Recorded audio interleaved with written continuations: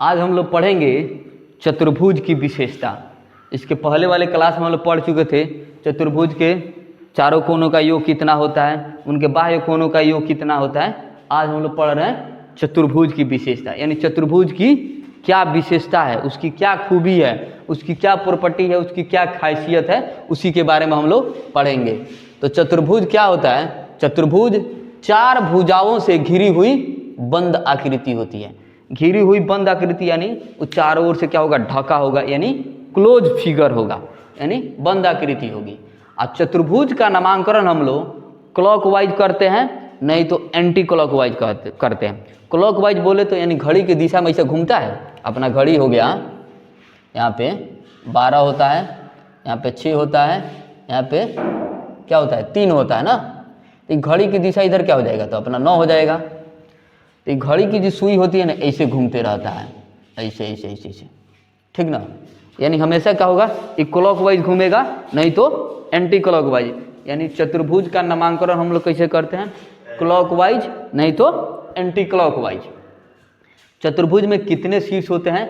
चतुर्भुज में 4 शीर्ष होते हैं। जहाँ 2 भुजाएं या 2 रेखाएं जाके इसे तीर बनाती हुई है, यानी दोनों जाके टकराती है भुजाएं, वहीं पे क्या होता है? अपना कोण भी बनता है और वहीं पे अपना क्या है? शीर्ष भी बनता है। तो ही है अपना शीर्ष क्या है? ए, बी, सी और डी, 4 शीर्ष है। अब चारों शीर्ष के विपरीत भी शीर्ष बन सकते हैं। और क्या होता है विपरीत शीर्ष? क्या होता है? ए के विपरीत कौन है? सी है। फिर से बी के विपरीत कौन है? डी है। यानी विपरीत बोले तो इसके उल्टा साइड, यानी इसके अपोजिट साइड।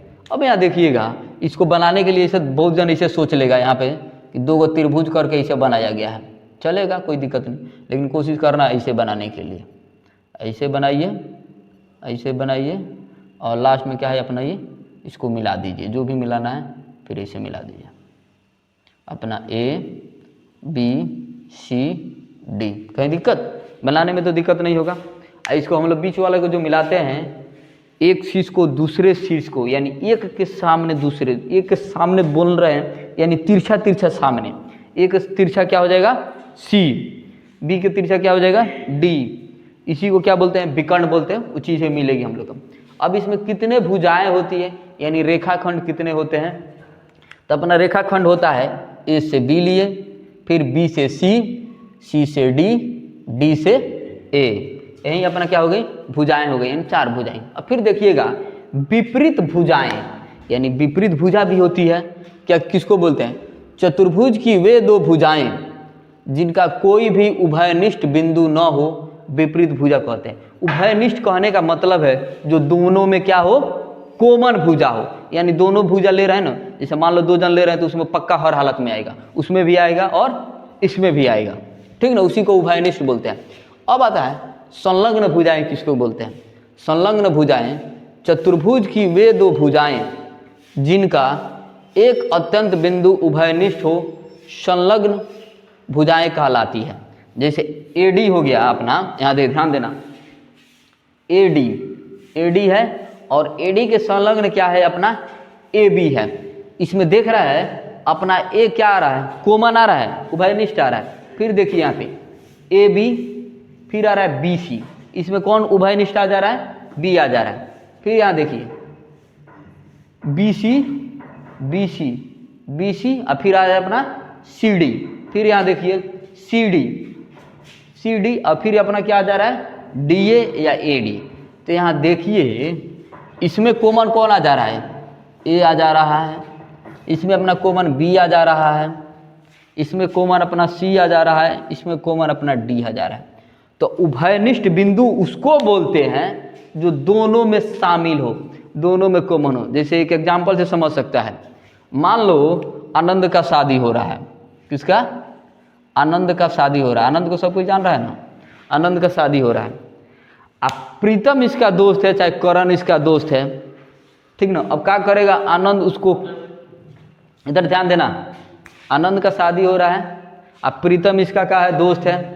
अब प्रीतम का भाई मान लो बिट्टू है, तो बिट्टू को भी आनंद जान रहा है। तो आनंद तो हर हालत में किसको इनवाइट करेगा? अपने फ्रेंड प्रीतम को। बिट्टू को तो इनवाइट नहीं करेगा। लेकिन बिट्टू क्या बोल रहा है? आनंद भैया तुम बुलाओ हमको या घंटा मत बुलाओ, हम तो आएंगे, क्योंकि कार्ड तो हमारा घरे देगा, तो हर हालत में हम आएंगे। हो सकता है भैया ना जाए, यानी हम आएंगे, यानी उसमें कॉमन है, तुमको भी जानता है उसको भी जानता है, तो बारात में जेबे करेगा। समझ रहे ना? तो इस बारात वाला से नहीं लेना है, इसमें देखना है कि दोनों में जो शामिल होता है उसको हम लोग क्या बोलते हैं? उभयनिष्ठ बोलते हैं, कॉमन बोलते हैं। फिर यहाँ देखिएगा चतुर्भुज में कितने कोण होते हैं? एंगल एक ए, यहाँ पे दिख रहा है ना, ए बी सी डी, यानी कोण ए, कोण बी, कोण सी, कोण। अब हम लोग पढ़ेंगे विपरीत कोण का होता है। विपरीत कोण मतलब एक दूसरे के विपरीत, यानी अपोजिट साइड होगा विपरीत कोण। चतुर्भुज के वे दो कोण जिनकी कोई भुजा उभयनिष्ठ न हो विपरीत कोण कहलाता है। उभयनिष्ठ कहने का मतलब तो बता दिए कि दोनों में जो शामिल हो।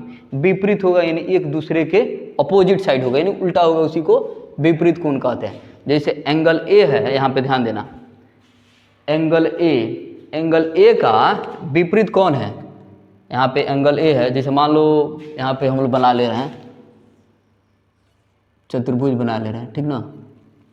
यहाँ पे ए हो गया अपना, बी हो गया, सी हो गया और डी हो गया, सारे एंगल हैं, ठीक ना। तो एंगल ए के विपरीत कौन होगा? सी होगा, ठीक ना। एंगल बी का विपरीत कौन होगा? डी होगा। विपरीत बोले तो इसके उल्टा, यानी एकदम साफ तिरछा तिरछी समझ जाएंगे, इसका तिरछा कोण कौन होगा उसको विपरीत कोण बोलते हैं। फिर संलग्न कोण आता है। चतुर्भुज के वे दो कोण, चतुर्भुज के वे दो कोण जिनकी एक भुजा उभयनिष्ठ हो संलग्न कोण कहलाती है। यानी जो उसका एक भुजा उभयनिष्ठ होगा तो कोण कोमल आएगा, वहीं उभयनिष्ठ कोण या संलग्न कोण कहलाती है। जैसे ए बी में देखेंगे, ए का संलग्न कौन है? ए का संलग्न बी है, बी का संलग्न कौन है? सी है, सी का संलग्न कौन है? डी है, और डी का संलग्न कौन है? ए है। यानी फिर देखना, संलग्न उसको बोलते हैं चतुर्भुज के वे दो कोण जिनकी एक भुजा उभयनिष्ठ हो। यानी दो कोण, यहाँ देख लो, जैसे ए बी में हम लोग बी ले रहे हैं तो ए बी क्या है? कॉमन आ जा रहा है, इससे मिलकर बना है। चाहे फिर यहाँ पे बी सी ले रहे हैं तो बी इसमें आ जा रहा है भुजा, ठीक ना। अब यहाँ देखिए विकर्ण किसको बोलते हैं? विपरीत शीर्ष को मिलाने वाले रेखाखंड चतुर्भुज के विकर्ण कहलाता है। जैसे हम लोग एंगल इसका विपरीत मिला रहे थे, ए के सामने सी है, तो शीर्ष ए से सी को हम लोग मिला देंगे तो हम लोग क्या हो जाएगा? विकर्ण हो जाएगा। तो विकर्ण चतुर्भुज में दो ही विकर्ण होते हैं, ए सी और बी डी। एक साइड इधर से मिलाएंगे ए सी और बी डी। यहाँ तक कहीं कन्फ्यूजन, कोई दिक्कत? फिर हम लोग मिलते हैं अगले वीडियो में, इसमें बहुत सारा क्वेश्चन करेंगे अगले हेडिंग के साथ।